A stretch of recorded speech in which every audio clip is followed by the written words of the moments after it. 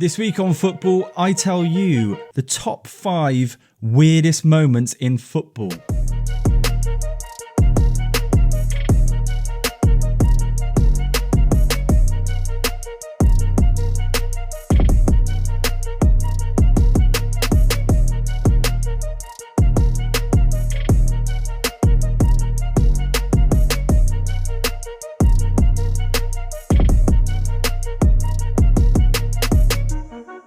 Hello everyone, welcome to this week's episode. It is me, Alex.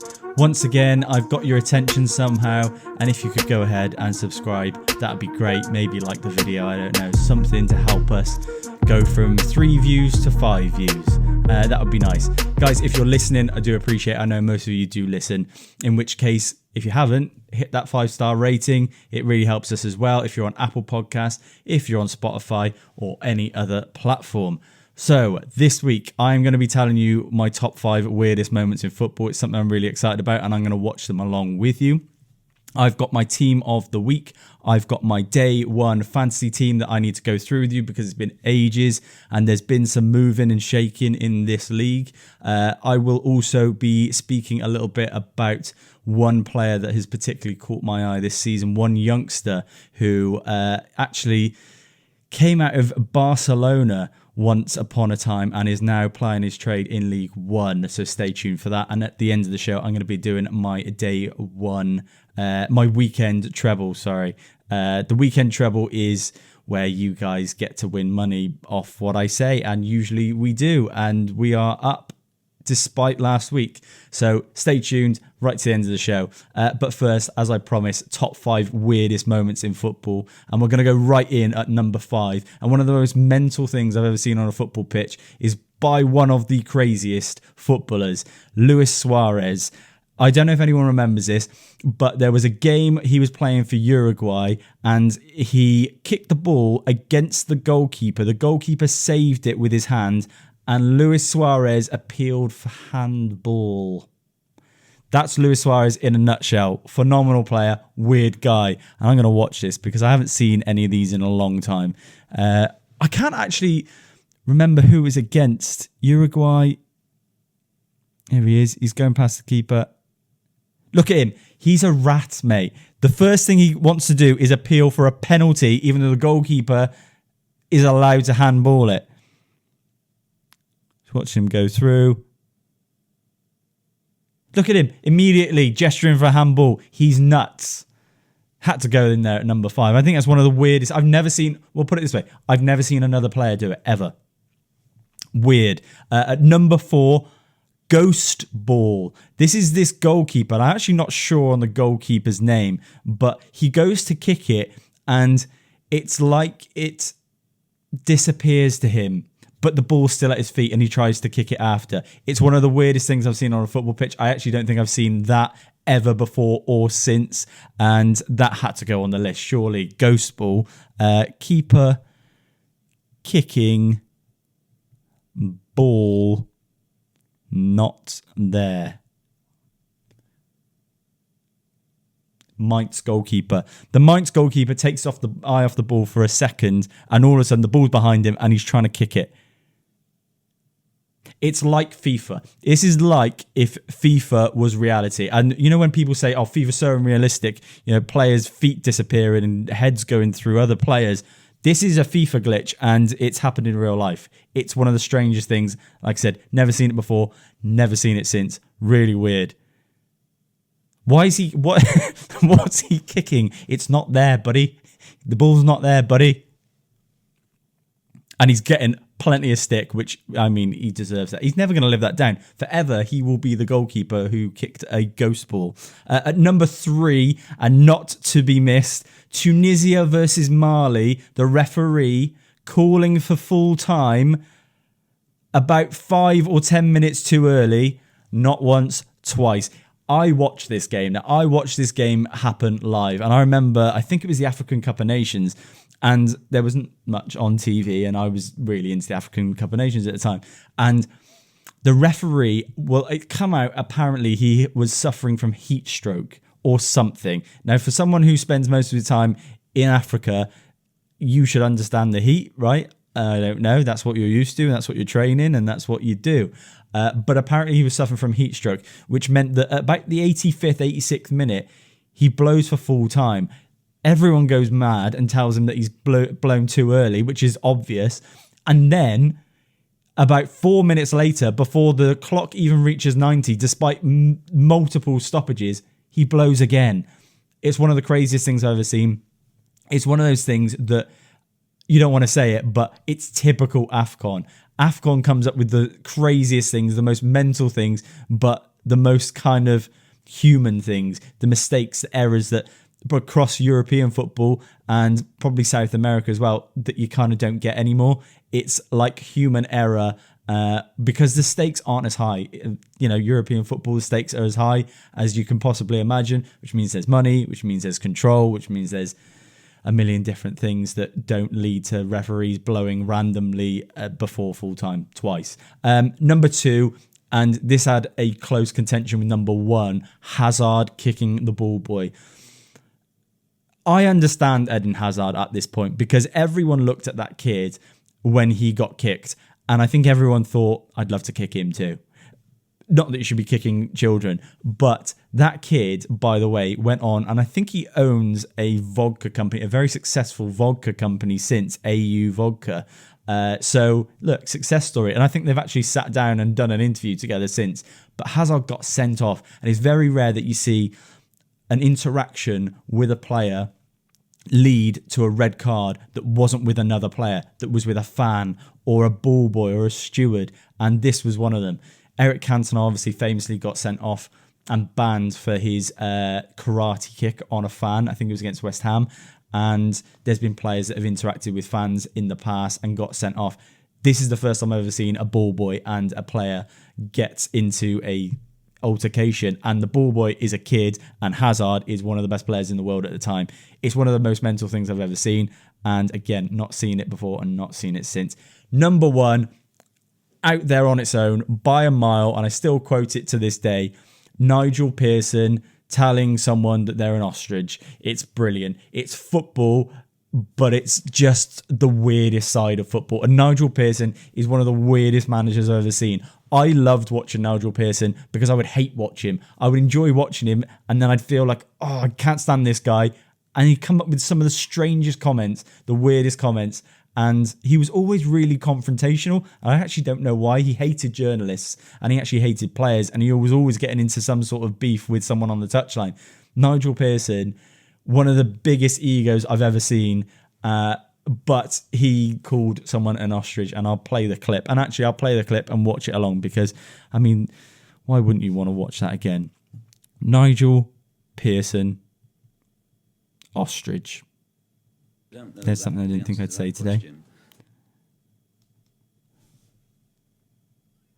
Thing is with Nigel Pearson, he was there obviously at the back or the front end of the Leicester City story. He got sacked after keeping Leicester City up with a phenomenal run of games. And then Claudio Ranieri came in and did the unthinkable and won the title with that Leicester City squad. It's one of the maddest things ever because Nigel Pearson will probably fully cement himself in Leicester's title victory and say that I think he's come out in interviews and said that it was partially to do with him and the squad that he built the season before, despite narrowly avoiding relegation. Let's listen to Nigel Pearson call someone an ostrich. I don't know the answer to that question. I think your question is absolutely... I'll stop it right there.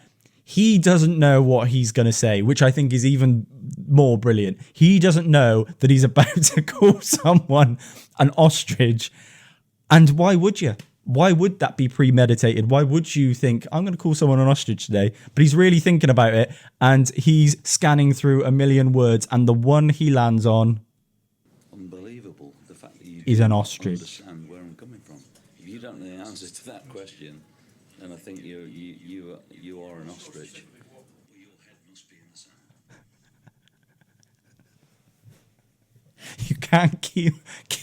You can't call people ostriches. Nigel Pearson. You can't do that. It had to be number 1 because it's one of the funniest things. I couldn't believe he said it. And I remember laughing hysterically for a long time with my old housemate about it. Nigel Pearson, never change. What a legend. Right, let's do my Premier League preview. This is for the week coming. We had a great week of Premier League games, some goals. I mean, so many goals. The midweek games, I do love them. That's the thing about the build-up before Christmas. You get a lot of midweek games. You do so after Christmas as well. And, you know, it's great for fantasy teams, but it's great to come home on a Tuesday after work. You know, it's cold, it's dreary, and then you've got Arsenal, Man United, or you've got Tottenham, Chelsea, or whatever game it was. I know Tottenham, Chelsea was last week, but you've got these amazing games that you get to look forward to, and it just breaks up the week, and it is great. Right, coming in on Saturday, the early kickoff, or there is no early kickoff, it's the 3 o'clock kickoffs. Arsenal versus Everton. I think Arsenal go there. Emirates, and their record's pretty good. Everton's not great. I think could be comfortable. I think Arsenal putting performances together. I know they had a little bit of a hiccup midweek against Fulham, but, you know, it's a chance for, I think, Arsenal to cement a bit of home form. They've got, I think Gabriel may well be back. It depends whether he plays any minutes in the Champions League this week. I think they got Monaco as we speak. But I do think, Everton, great result last week, a phenomenal result against Wolves, beating them 4-0 at home. I think away from home is very different. I think Arsenal are a different level to them. And let's be honest, Arsenal need to win. If they drop points again, I think Liverpool will already be uncatchable. Liverpool, talking about Liverpool, the next game, they are at home at Anfield to Fulham. I think that will be more straightforward than I think people are anticipating. I think Fulham obviously have built up a good reputation this season by having some great results at home. They've had some good results against some decent teams, but let's be honest, Liverpool are in a different league again. Fulham, this run can only go so far. Level of players, I think they will score. I've called it 4-1 to Liverpool. I think they might grab a goal, but Liverpool, Salah, it's just, they're undeniable at this moment in time. Newcastle, Leicester. I think Newcastle will win that. Ruud van Nistelrooy has had a massive impact on Leicester, and it's great to see because everyone wants to see Ruud van Nistelrooy do well, particularly Man United fans. New manager, club's in a bit of trouble, and he puts unbelievable couple of performances together, gets 3 points in one and 1 point in another. The fight back against Brighton showed a lot of spirit that the Leicester team is playing and trying to stay in the league, and has belief that they can do. I think new manager bounce obviously helped, but going into that game, St James's Park, really difficult place when Newcastle are on it. I think Newcastle are due a result. They've had a little bit of an up and down. Obviously, the Brentford result's not ideal. I think they'll come back and win, just edge it 1-0. Wolves, Ipswich. This is a game that both teams massively, massively need to win. I think if Ipswich don't win this game, they'll see themselves maybe cut adrift, and it's quite early on, but I think the gap is opening up even just between 18th, 19th and 17th as well. I think it's like 3 or 4 points. So, look, I think Wolves will win this. I think Gary O'Neill's a top manager. I think Wolves have a good side, player for player. They're a very good team, and I think they deserve a lot better. The West Ham game I watched on the Monday Night Football was great entertainment. They've got to find a way of winning and securing it and not being so open. I think Jared Bowen obviously took the game away from them midweek, and they could have scored, so it could have gone either way. Ipswich, leak goals. I'd love to see them score and maybe get themselves a win, but I just think Wolves are due a game, and it's a great game for Wolves, let's be honest. I know there's a lot of pressure on, but at home to one of the leakiest defences in the league, I think they'll get it done 2-1. Forest versus Villa. I've gone for Villa. This is a massive clash. I think it's 5th versus 6th, which I don't think you'd ever have predicted at the start of the season. Forest obviously going really well, got that great result against Man United at Old Trafford. Villa, you know, their form hasn't been great in the Premier League, but they're always there or thereabouts. They're hard to beat, and they've got goals in them. And I think Villa will go to Forest and win. I've gone 2-1. Brighton Palace, I think that's a draw, written all over it, 1-1. City United, that's the derby. I know Brighton Palace is kind of a derby that isn't a derby, but they build it as a derby. I don't really know the history of that. It's a bit of a strange one. But yeah, the real derby that people are looking forward to on that Sunday is the Manchester derby. And I'm calling United 2-1. I think Ruben Amorim is going to get us over the line in that game. I think City is probably not a better time to play them. Their belief is lacking. The energy in the squad, I think Rico Lewis obviously missing. It's going to be a bit of a different team. Pep Guardiola is not afraid to make changes and drastic changes. I think he's got to, and he's got to do it pretty soon. The only thing I'm thinking is Erling Haaland hasn't obviously been in goal scoring form like he normally is. Is he going to come back and just absolutely feast on Man United and, we can concede goals for fun? I don't know. City have got beat already at home this season quite heavily by Tottenham. So when a big team goes to them, maybe you see the cracks appear. And Man United, while they may be a big team, they're not a great team. But I think they can exploit it. I think the derby, the emotion, the factor of the new manager, I think there's a possibility we might win. Chelsea versus Brentford. Brentford's form of late at Stamford Bridge is phenomenal. I think they've won like 3 of the last 4, maybe 3 of the last 3 as well, the last 3 in a row at Stamford Bridge. And Stamford Bridge, you think, years gone by has been such a tough place to get points. Chelsea picking it up this season. They are title contenders no matter how much they might want to downplay it. They do look really good. They've got goals in them. I don't think Brentford have been great away this season, and that's why I'm going to lean towards Chelsea. I think it'll be a game full of goals. 4-2 is the score I'm going to go for. Southampton versus Tottenham. That is a great game. I'm really looking forward to that. There's a couple of games on the Sunday evening, which we don't normally get, which I'm looking forward to. Southampton versus Tottenham. I'm going Tottenham 4-1. I think Russell Martin's side, obviously, whilst the principles are there and they want to play and don't change for anyone, I think the same's there for Ange as well. So it's 2 teams who are really rigid in their play style. I think we're going to get a game of goals, but I do think Ange's team, when it comes down to play style and quality, they've got the edge, and I think they can score, and Southampton will concede. I'm going 4-1 Tottenham. Bournemouth versus West Ham, another Monday night football, which West Ham do seem to enjoy. They obviously got a great result against Wolves last week, and I think they're going to get another result again against Bournemouth. When I look at games like this, both teams have different kind of aspirations for this season. I think West Ham are at a point where mid-table finish at this point, they would snap your hand off. Bournemouth really believe that they could get maybe a European place. They've been going great guns. So, they've got different aspirations. But what I do look at is who's going to want it more. And I know it's fine margins and both teams and both players want the game and want to win the game, but who really needs it more? And I think West Ham need it more, and I think there's a lot of passion running through that West Ham team, particularly with what happened with Mikel Antonio. I think there's a togetherness, they felt a togetherness, particularly at the end of the game as well, when West Ham and Wolves came to blows and there was a lot of energy, there's a lot of passion. I think West Ham are carrying something, and that carrying can be a burden sometimes, but I think at the moment it's going to be enough to spur them on. I think they'll get the result away at Bournemouth. 3-1, I'm going West Ham. Right, let's do my team of the week, and this will be brief, and I say that every week, but it will be. David Raya in goal. Thought he was the best goalkeeper this week. Made a really good save against Man United. Right back, Jurrien Timber.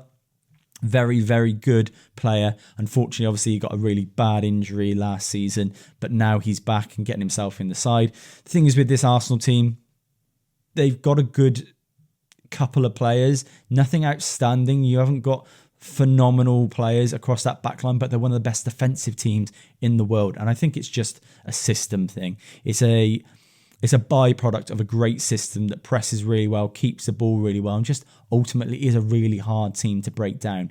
And then they've got a world-class centre-back, and Gabriel, don't get me wrong, a really good centre-back, but William Saliba is head and shoulders above anyone else defensively in that Arsenal team. He's in my team of the week as well. 2 goals in 4 days for him, and just the best centre-half in the league at the moment. I think there's a really strong argument to say William Saliba is at this point the best centre-half in the world.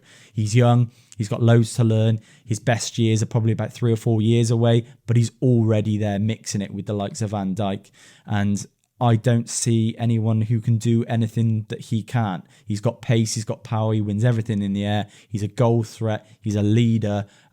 Just all-round quality on the ball is magnificent. So for me, William Saliba is the best centre-half in world football right now.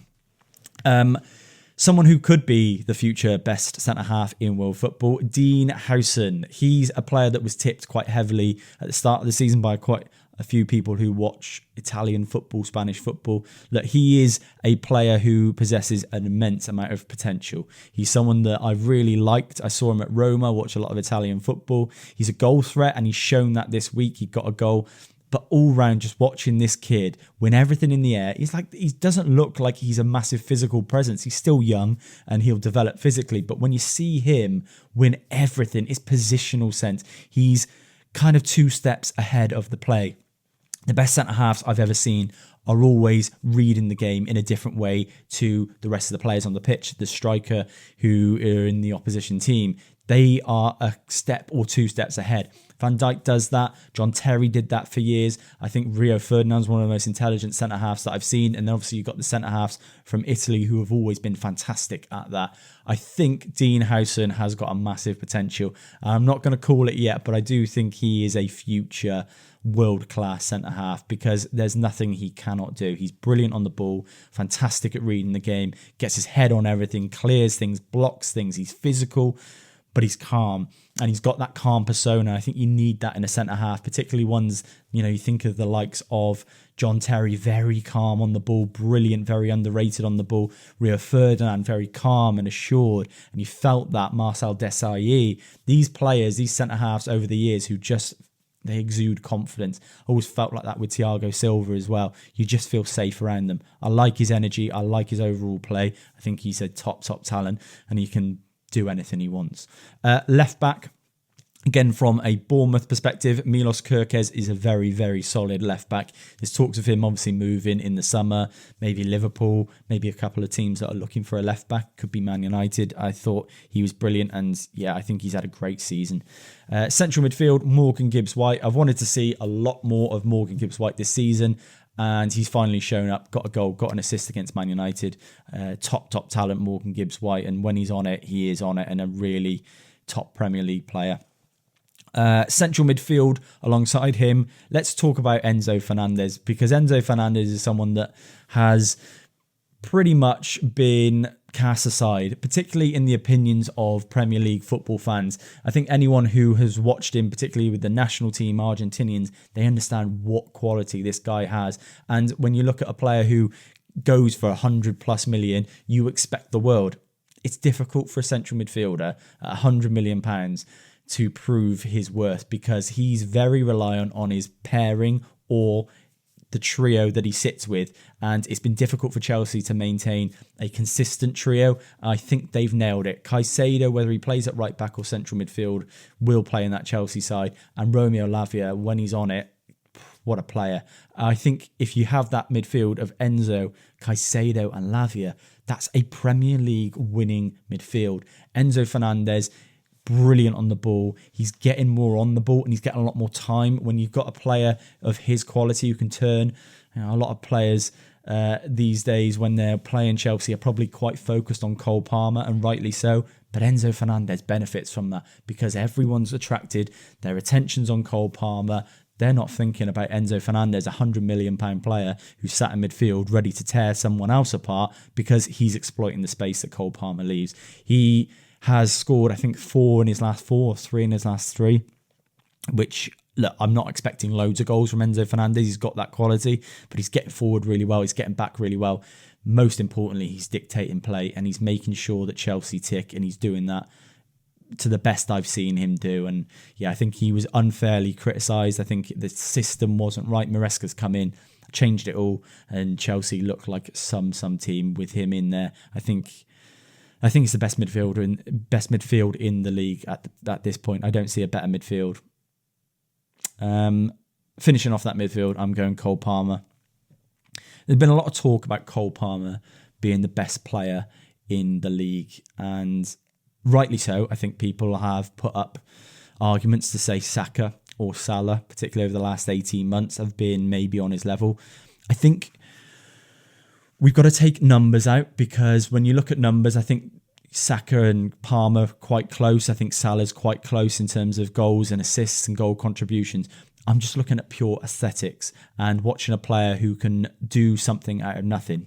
And yes, the hype has been around it because the penalty was so nonchalant and chipping it down the middle, and his attitude and the way he kind of carries himself on the pitch is very different. I just think aesthetically, when I'm watching a player who just doesn't lose the ball, can take it past the player like they're not there, but bend one in the top corner from nowhere, can get in the box and be a number 10 and get on the end of things, Frank Lampard-esque. He's got a goal in him from every different position on the pitch. He can play out wide and get a goal. He can play centrally and get a goal. He can get in behind defences and run off centre halves and run off fullbacks and get himself one-on-one and score a goal. He's a brilliant player in every aspect of his play. He's so intelligent in terms of football, and I think that is sometimes disregarded in terms of the way he speaks. I think a lot of people take one thing and see how he speaks and conflate that with how he plays, and maybe don't think that he's intelligent and maybe think it's a bit of luck.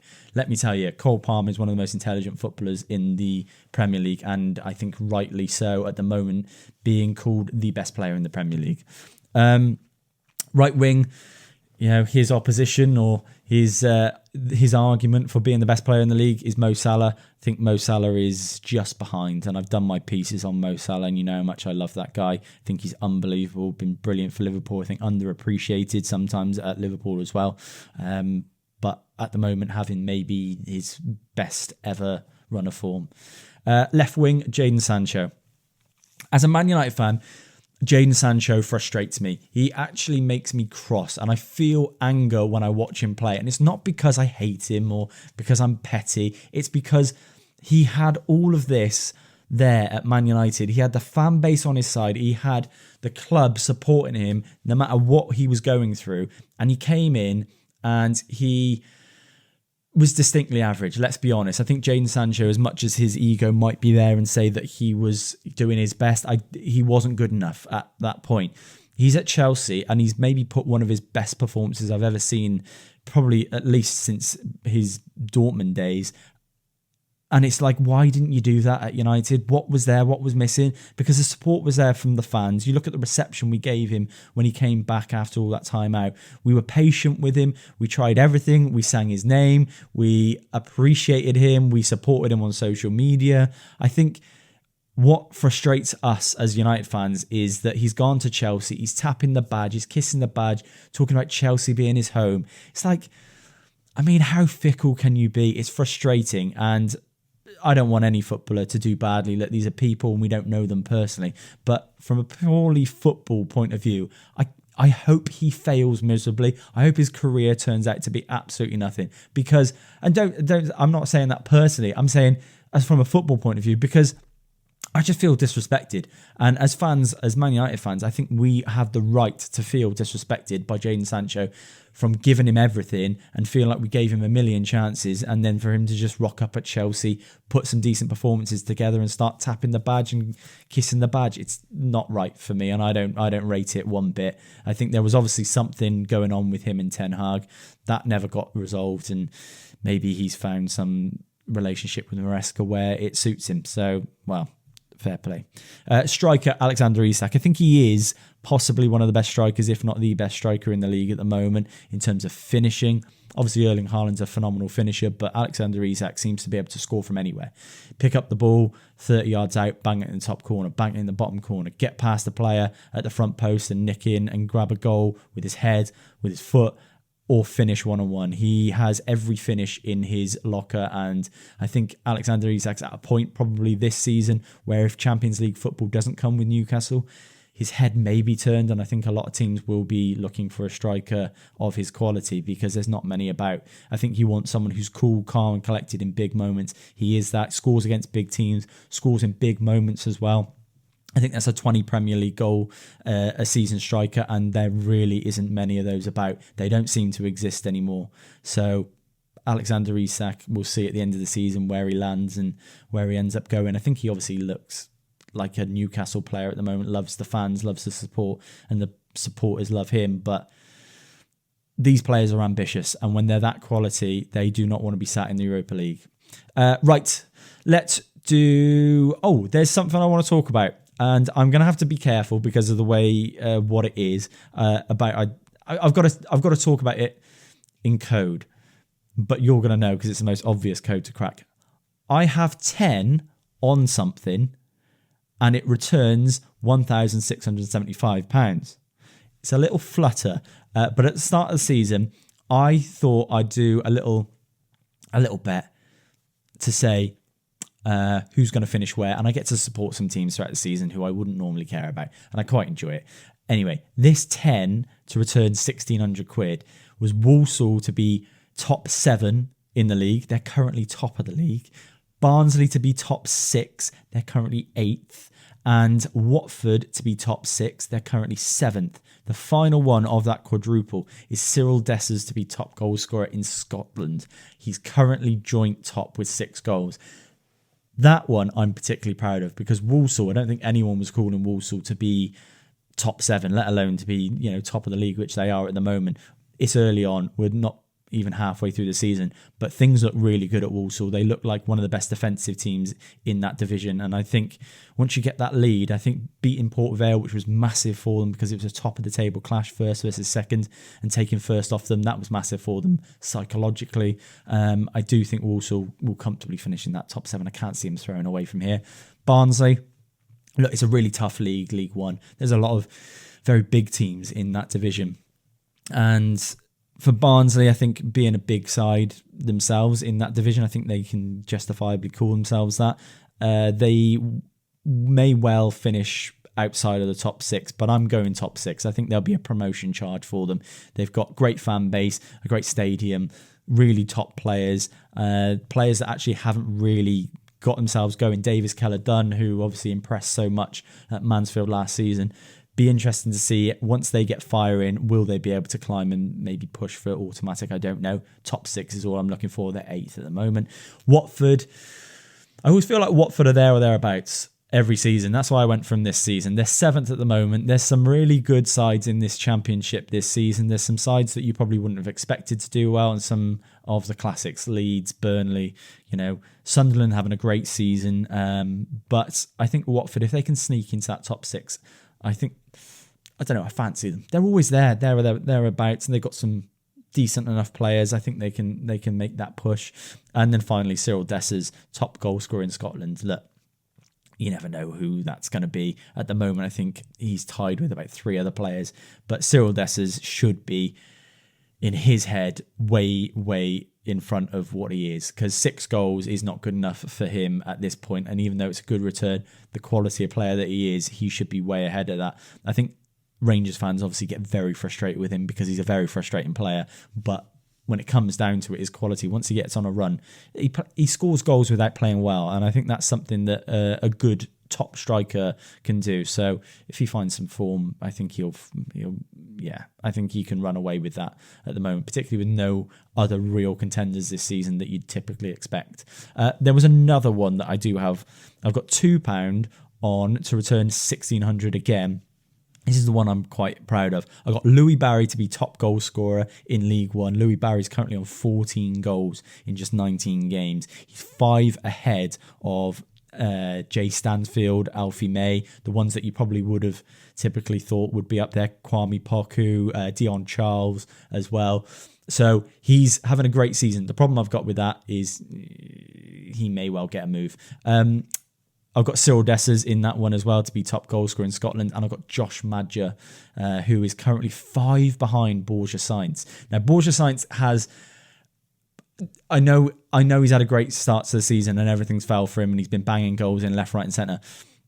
But Josh Madger's like one of the only strikers, like out and out centre forward strikers of kind of the top 4 or 5 goal scorers in the championship. Borja Sainz is a midfielder technically. I know he's a forward line player, but to be on 15 goals is outrageous. I do think Josh Madger can catch it. There's a long way to go, 5 goals, but Borja Sainz on 15 goals already and Josh Madger on 10. £2 on, 16.90 is not bad. Right, I spoke about Louis Barry there, and that was the player that I want to feature. I'm going to tell you the story of Louis Barry. Louis Barry joined Barcelona from West Brom, aged just 16, becoming the first English player to join La Masia Academy. Massive. Moving countries at such a young age for Louis Barry was tough, and due to a dispute with West Brom, he actually was unable to play football for 3 months whilst there. This was tough. Obviously, after COVID, it was that sort of era. COVID had hit the world and the world was in turmoil, which meant that Louis Barry had decided to head home and join his home boyhood club, Aston Villa. Louis Barry settled in at Villa and finally got his chance in the first team, scoring a phenomenal debut goal against Liverpool in the FA Cup. Magic.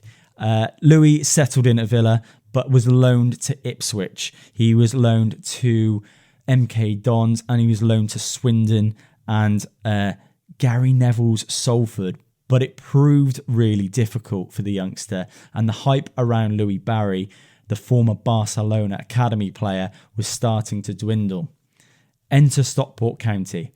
A season-long loan saw Louis Barry score 9 times in just 20 league games, and despite an injury-hit season, he showed the potential that he really had. Villa had extended his contract, and Louis Stockport County had won League Two, beating Wrexham to the title. League One lay ahead for Louis Barry at Stockport, but Stockport requested another season with him at the club, despite Villa recalling him at the end of the season. He agreed, and the forward picked up right where he left off this season. Cut to now, Louis Barry will enter the Christmas period on 14 goals in just 19 league games. This is from someone who's not an out-and-out centre forward. He's doing it mostly from the wing. He's banging in goals from outside of the box, inside of the box, everywhere he wants to. I think he's scored like 4 or 5 goals minimum from outside the box. Those are just the ones that I've seen. Villa are asking the question at this point: is Stockport County the level that they want to see Louis Barry play at right now? And a lot of championship clubs are knocking on the door asking for him. They could well recall him from his loan spell at Stockport County and move him up to the championship, because that may well be the level he's at right now and possibly even higher. He's doing things that I've not seen many League One players do, particularly at just now 21. Louis Barry kicking it with Leo Messi to getting kicked about in League Two with Stockport County, and now he's on his rise up. I really hope we see this kid realise his potential, because I'm calling it now. He's a future Premier League player. He's got everything he needs to. He's got that goal in him, that drive in him to be a player that he really thinks, and I think the world thinks he can be. To go from that height with training with Messi, Suarez at the time, Antoine Griezmann, and then drop all the way down to League Two and everything's going wrong, his injuries are hitting, and then to make that comeback and do what he's doing this season, it looks incredible. And Louis Barry, I think he's a credit to himself, because that is something that a lot of footballers couldn't handle, and he's handling it obviously with style. Day one fantasy football, guys. I know we haven't done that for a while. I think there's been a bit of moving and shaking at the top 2, and they're doing my head in. Liam Edgar, your day one team is top currently, 937. Joe Constant, Big Yeti Joe, is right up there with you. He's pushing you. They're neck and neck, and they seem to be cutting themselves adrift from the rest of the chasing pack. Vince's team obviously doing very, very well, but now 53 points off Joe's team in second. So there is a gap opening up. We're sick of seeing Tom Jordan. He's in the mix, obviously, not far behind. Dale's side, I knew Dale was going to do well this season. Brandon's side, I'm very surprised about that. And Will Cahoon out of nowhere. Now, Will was milling around in the bottom, and I think probably he has forgotten about this side. But Will's team is flying. I think it's one of the biggest jumps that we've seen all season. He's gone from right down the bottom, and now he's chasing down Brandon in just 7th place, so 6 ahead of him. Frank's team doing well, having a little charge. My team, 12th place. I don't even know what to say. The Man United players were a mistake. We all know that now. Not having Salah was a mistake, but we move. One thing I do want to bring up about the bottom of the table, Elliot Van Plu.